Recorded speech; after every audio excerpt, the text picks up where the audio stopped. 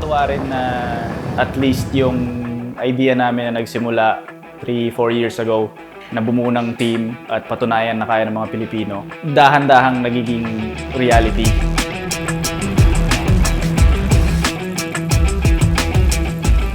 Although nagpo-progress yung team, nag-evolve yung team, and marami tayong nakakamit na success in the past, yung goal, yung bar, parating nagmo-move. Every time na kaya nating mag-step forward, yun yung ginagawa natin. So, confident in saying na ginagawa ng team lahat in order to perform at their best. And kung ano man yung goal, kinagalingan namin para makuha yun.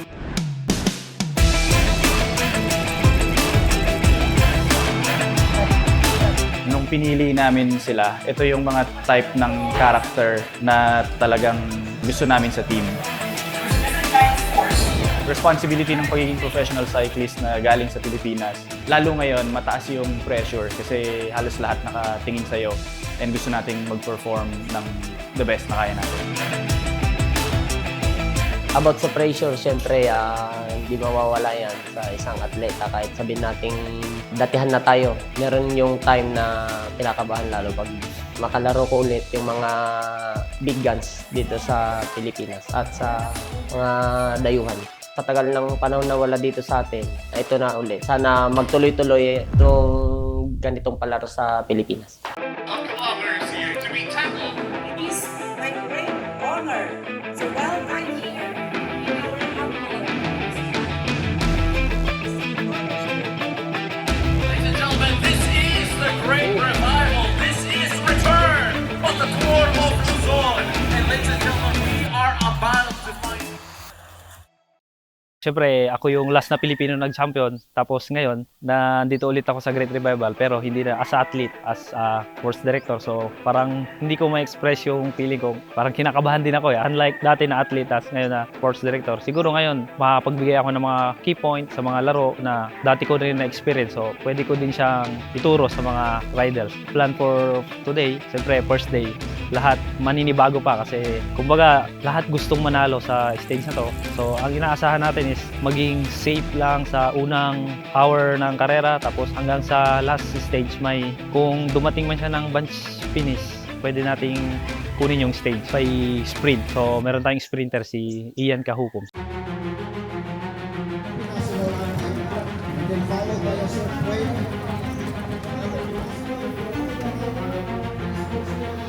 Ngayon, yung stage race, bali, ang nangyari, may dalawang breakaway, umabot sila ng 5 minutes. Yun, yung bali, yung team, ginawa nila yung best nila. Naghabol sila hanggang napababa nila yung 5 minutes sa 2 minutes and 30. Pero, yun nga, dahil medyo kinapos sa sobrang init, tapos kinapos ng suporta, at hindi rin kami basta-basta makaabante para mabigyan sila ng support. Eh, yung kalamangan na 2 minutes, nung last 50, bumalik siya sa 3 minutes hanggang sa nabuuli yung 16-man chaser na naghahabol sa leading group. As you can see him there making the last turn. Dayung Ju is a winner here in stage 1 of the 2025 MPTC Tour of Luzon. Ngayon, first day lang naman, so sana makabawi pa sa susunod na mga araw. At sana makapag-recover pa yung mga rider. Ihiwalayin natin dalawa yung mga nangyari sa dalawang bagay. Yung kontrolado natin at yung hindi natin kontrolado. 1.9, average gradient 1.2. Ano lang, gano'n lang. Max gradient 7.9. Pag ganun siya eh, dahan-dahan. Pero maganda. Tapos parang ang goal pa rin natin, walang nagbabago doon sa una. First day pa. GC. So ngayon ang pinakamalapit si Nicole. Si Nicole Daniel, pinakamalapit. Alam natin na Canon, malayo pa. Dahil pa mangyayari. Walang panahon na hindi natin gagawin yung best natin. So yun, ngayon, bukas, yun lang. Kung ano yung magagawa natin doon, yun lang naman mabibigay natin. Bawal malungkot.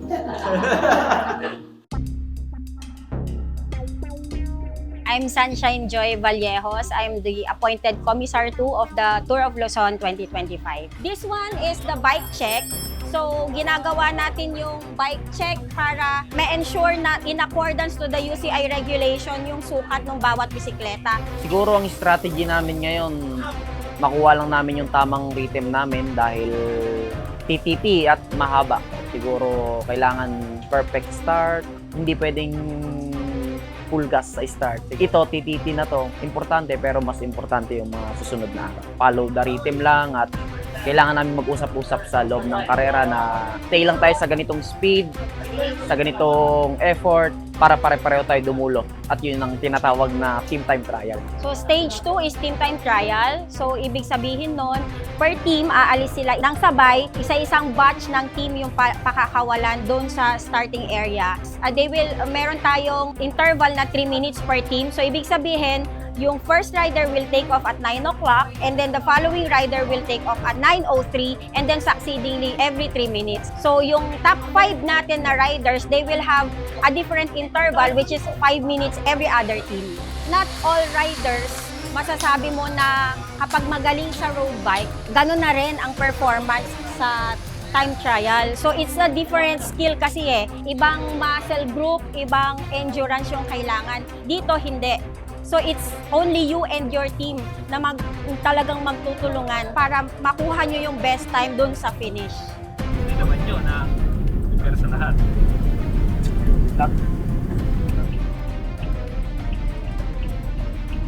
Attention, kasat lang ni Liam of the 500 data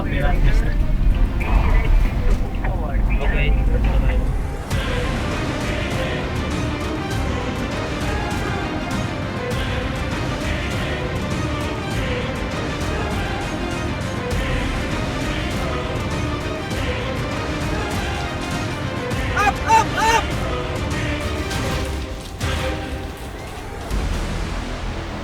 Naman naman namin lahat.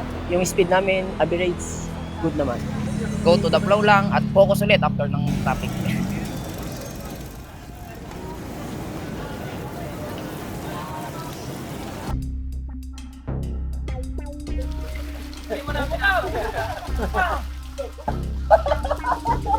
Hindi ko mapansin yung kulong.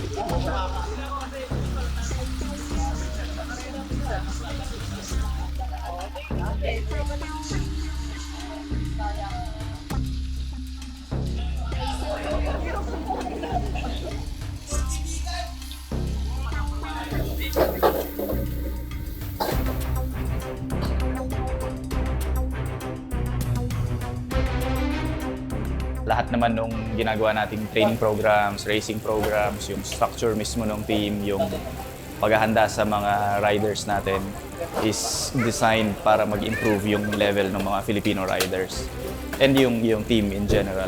But syempre gusto nating tingnan parate yung mga goals natin, tulad nung sinabi ko last time, is parating nagmo-move yung goals. So gusto natin parating yung work tuloy-tuloy, yung pag-adjust natin para dun sa formula na mag-work para sa mga Pilipino.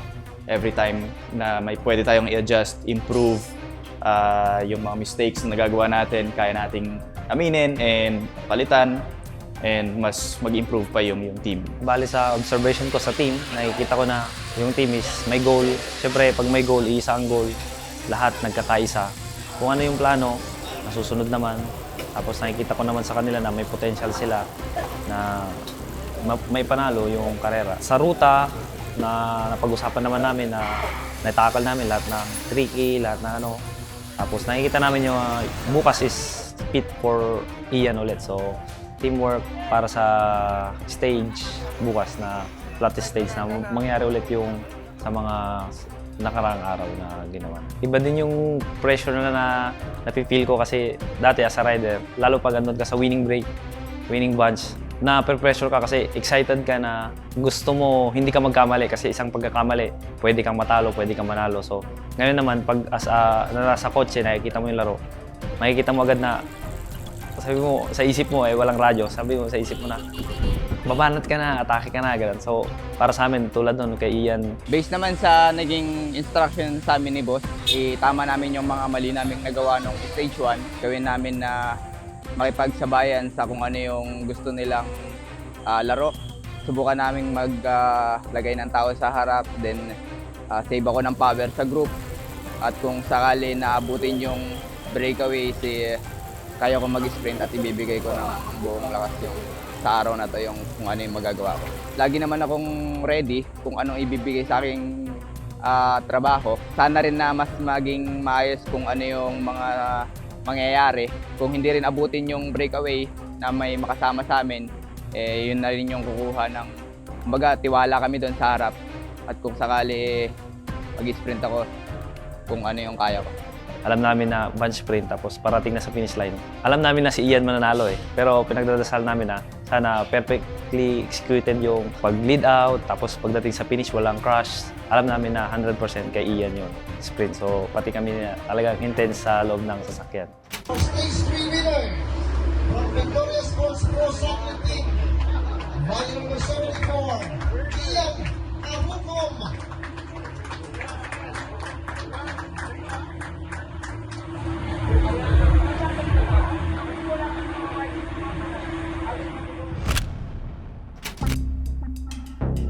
Panalo ko kahapon is magbibigay sa amin ng motivation pa para sa mga susunod na stage dahil hindi lang naman din yun yung gusto namin mangyari at may plano pa kami na gustong gawin at yun na nga yung GC, sana mas mapaganda pa at makondisyon pa sa mga susunod na araw. Kumbaga na-boost yung moral namin at yun, kumbaga magandang umpisa. Subukan natin ulit na gawin ulit natin kung ano yung makakaya natin ngayon.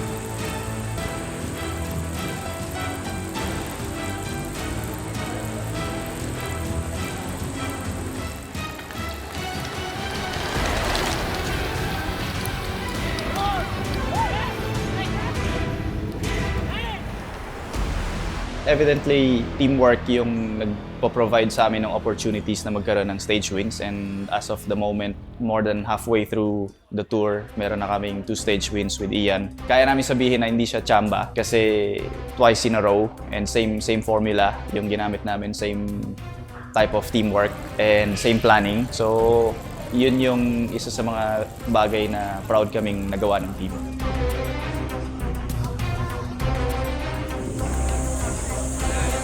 Kaya dahil nagawa naman namin ng maayos yung trabaho namin, kung ano yung instruction na binigay sa amin ni Boss at ni Kuya Joshua.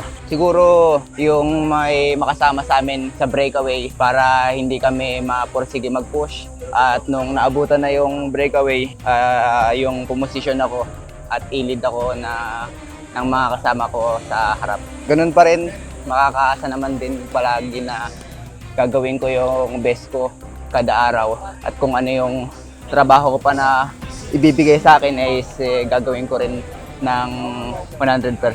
Una kong gagawin is depensan yung jersey. Kung sakali na nandun ako sa harap, subukan kong kunin yung mga sprint din. If hindi rin okay is pwede akong tumulong sa mga kasama ko na mas maganda yung pakiramdam at para sa GC. Nakaka-proud kasi kahit paano nag-excel na rin siya sa narang cycling. Gumagawa na rin siya ng pangalan niya.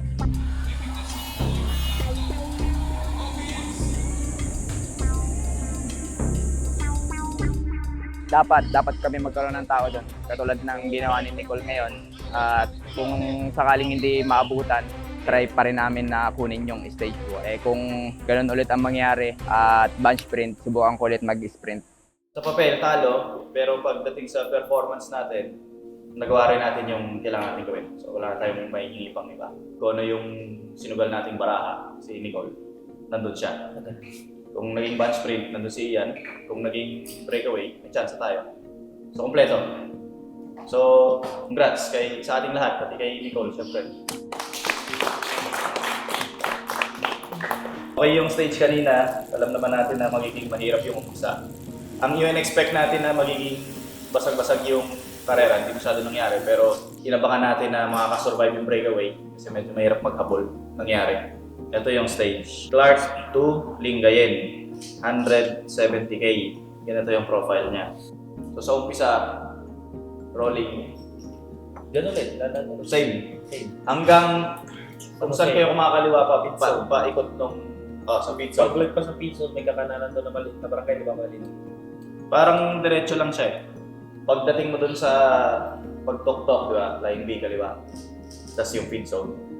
Imbis na kakaliwa tayo sa papuntang Bukot-Bapot. Diretso.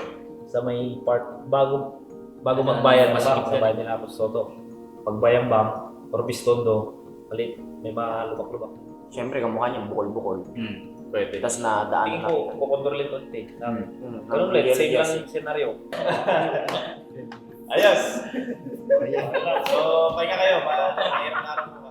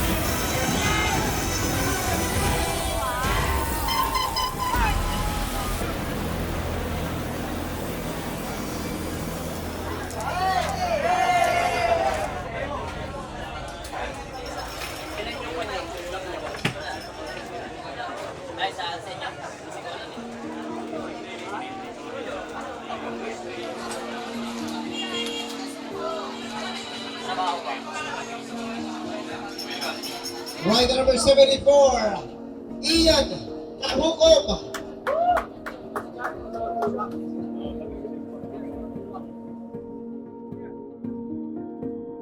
Kamusta? Beginning to ending, okay. Pero ang pakiramdam natin, nagkamali tayo sa dulo dun sa breakaway. Sinugal natin sa breakaway. Okay yun. May baraha tayo sa breakaway. Lalaroin natin, doon tayo nagkamali. Ano lang yun, note lang natin yun pang susunod. Kasi lalo sa stage 8, meron tayong mas matinding mga paglalaban. Mas importante yung pag-uusap. So yun lang. Usap lang, walang okay, nagawa natin lahat yun. Hanggang dalawa kayo sa breakaway, perfect. Hindi na inabot, hindi kayo masyadong pumalit, pinatay niyo yung tramo. Perfect lahat yun. Yung mga maliliit lang na detalye sa dulo, yun lang. Doon sa stage, talo tayo. Pang 5 ka ba? Ganda pa rin, pang 5 sa tour. Okay na rin yun. Siyempre, gusto natin yung panalo. Kaya pag kinumpara mo doon sa number 1, number 5, talo talaga. Pero maganda yun. So congrats pa rin. At lumapit tayo sa GC. So, yun ang pinakamagandang takeaway. So, 6, 7, 5. Ikaw? 7 boss. Hindi, 5 sa GC ng team. Okay na rin yun. Ganda din yun. Tapos yung gap niya sa... Pati number 1 tayo sa team today. So, congrats sa inyo lahat. First time. hindi siya technical, wala masyadong liko. Paglabas Puro diretso siya. Yung mga liko niya ay, pag tinignan natin, hindi naman maluwag naman siya.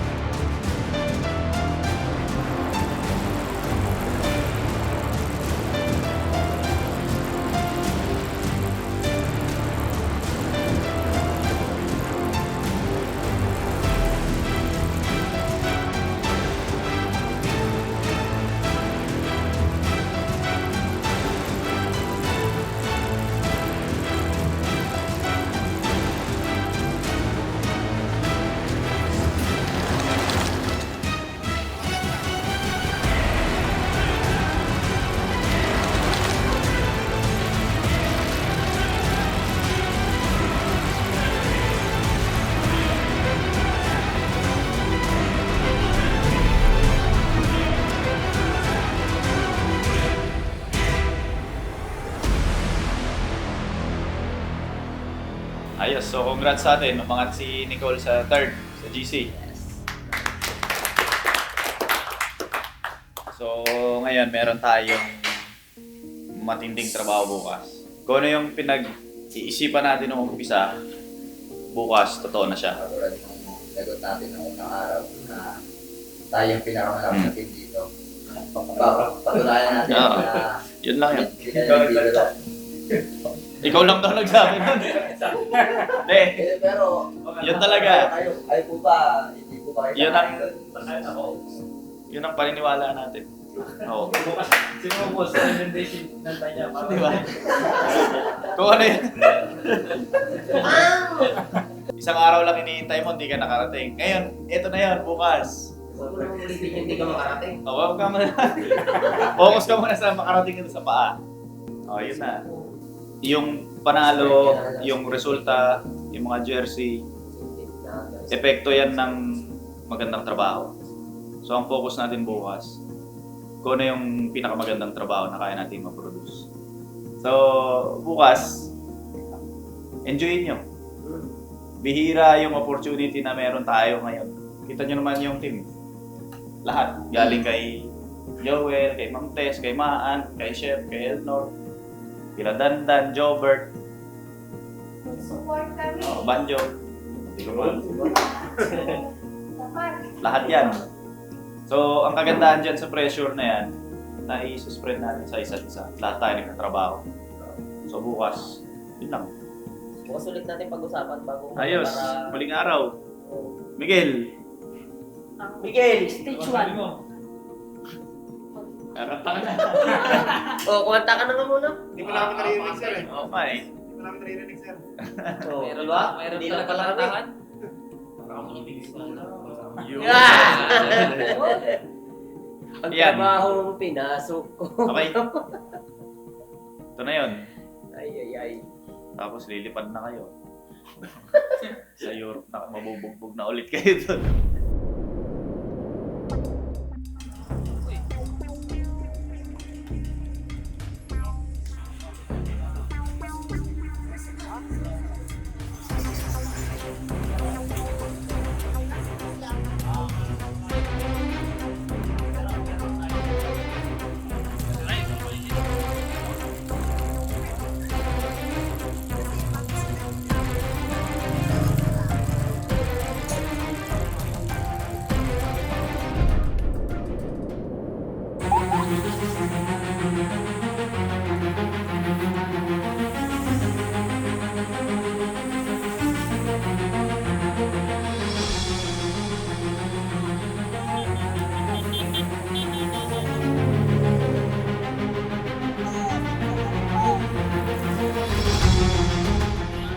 Marami kang abutin dyan, ha? Tuloy mo lang, marami ka abutan dyan. Climber ka, ha? Okay.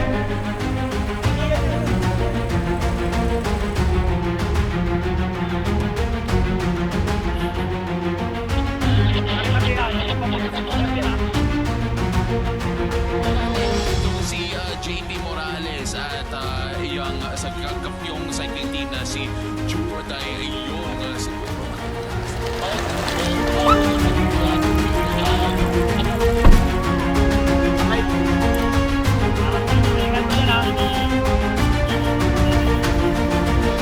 Pupusin ka na nangyari, ha?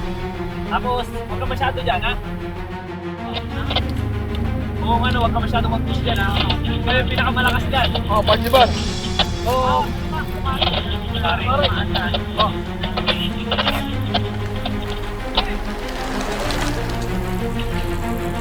Hello! Grabe! Parang hindi ka, ano? Balik sa akin.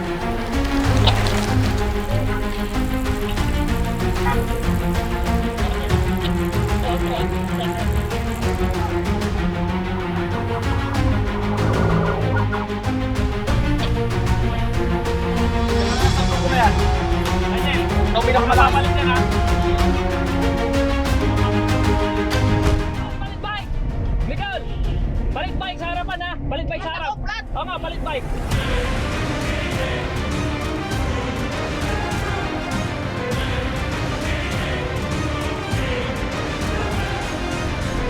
Pre! Pre! Pre! Lapit na!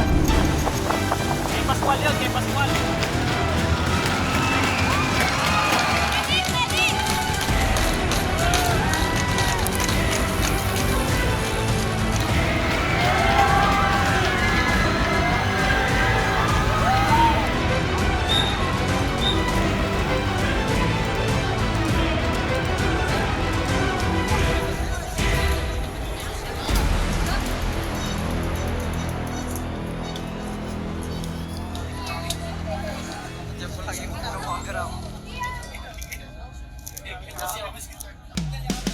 Yung plinano ng team kagabi, yes, perfect naman. At yun nga, medyo nagkaroon lang tayo konting aberya dahil itong si Nicole last 15 km siguro, o 20 km.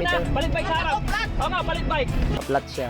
So, kailangan nila magpalit ni Miguel ng bike. Kaya, syempre, kahit pa paano, bago ako makabalik sa grupo ulit, medyo bawas yung lakas. Yun nga, ang kung lang namin talaga, ang target lang talaga namin, si Nicole lang ang dali namin sa harap. Pero bago siya makabalik sa grupo, syempre, ang layo ng hinabol niya. Sabi nung nakabalik siya, kailangan niya ulit magpalit ng bike. So, yun ang naging malaking challenge sa amin. Lalo na sa final 10 km sa may ulo. Ayan, doon kasi yung kunat ng laro. Pero trinay pa naman niya, kaso yung mga nasa harap, di na niya nakat. Kaya naman, kasi tulad nga ng sabi ko sa kanila, nagkamali tayo noong unang araw, so 8 araw yan, kailangan unti-untiin natin hanggang. Nagawa naman namin, at yun nga, from 50 to 60 ranking si Nicole, araw-araw siyang umaakyat hanggang napunta siya sa position niya ngayon pang-4. So, siyempre masaya. Dahil andun pa rin siya sa top 5. At first time niya yon. Sa karera na to ng Tour of Luzon, Stage 1, medyo malayo talaga tayo sa overall. Lalo ako sa top 60. Hindi naman ganun kalayo yung oras. So, pagdating ng Stage 4 and 5, alam ko sa sarili ko na kaya kong pagtrabahuan para umangat kahit papano ako sa overall. Dahil alam ko yung ruta, familiar yung ruta, alam ko kung gumawa ng break, aabutin ba o hindi. Kaya doon na nag-start lahat na sige, trabaho na ako bukas para unti-unti, step by step na umangat sa overall. Pagdating ng time trial, ginawa ko rin yung kaya kong best para mas umangat pa sa overall. Then yun, pagdating ng stage 7, naging third ako sa overall. Then, pagdating ng stage 8, siyempre andyan yung mga team ko na ako yung pinaprioritize dahil nasa third overall ako. So, perfect naman yung laro. May tao kami sa breakaway. Andyan yung mga teammate ko na sinusupport nila ako, ginaguide nila ako para hindi ako maiwan or anuman. At siyempre, nung naplat ako, andyan yung isa kong teammate si Miguel na binigay yung bike para hindi ako maiwan. Ganun pa man, kahit papano, nasa top 5 pa rin ako ng overall. Sayang lang, nakapanghinayang, pero yun talaga yung resulta na lumabas. Pero alam ko sa sarili ko na ginawa ko yung best ko, ginawa ng team ko yung best nila para din sa akin. Kahit ganun, masaya kami.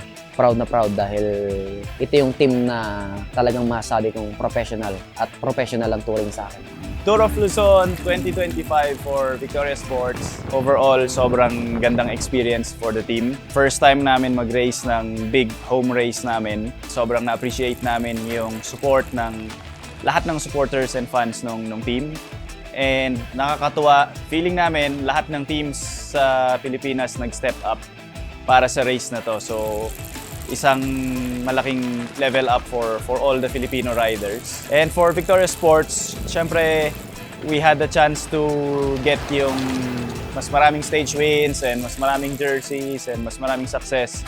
But in the end, meron kaming 2 stage wins with Ian and in contention kami with dun sa yellow jersey with Nicole. Tapos medyo umakyat kami ng konti sa team classification. So for now, yun muna yung kukunin namin and sobrang motivated kami to come back next year and do better. Family namin na sumuporta dito at sa mga supporter ng Team Victoria Sports, maraming salamat sa lahat po ng partnership ng Team Victoria. Thank you po sa inyong lahat. Thank you so much. Unang-una, siyempre, sa pamilya ko na nakasuporta, sa pamilya ng asawa ko, sa mga fans natin dyan na laging nag-aabang sa mga kahit saan tayo at kahit sa mga upload lang natin na video. Maraming salamat sa inyo. At patuloy nyo lang din panoorin yung mga video na ina-upload namin dahil para sa inyo rin yun. May matututunan kayo. For everyone na nanonood sa amin and sinusubaybayan yung journey namin, sana mas marami na kayo ngayon and madagdagan kayo. And hindi pa tapos yung season namin for this year. Marami pa kaming races all throughout Europe and then Asia and hopefully mas marami pa dito sa Pilipinas. So pag tuloy-tuloy lang ang support and see you on the road. Ingat!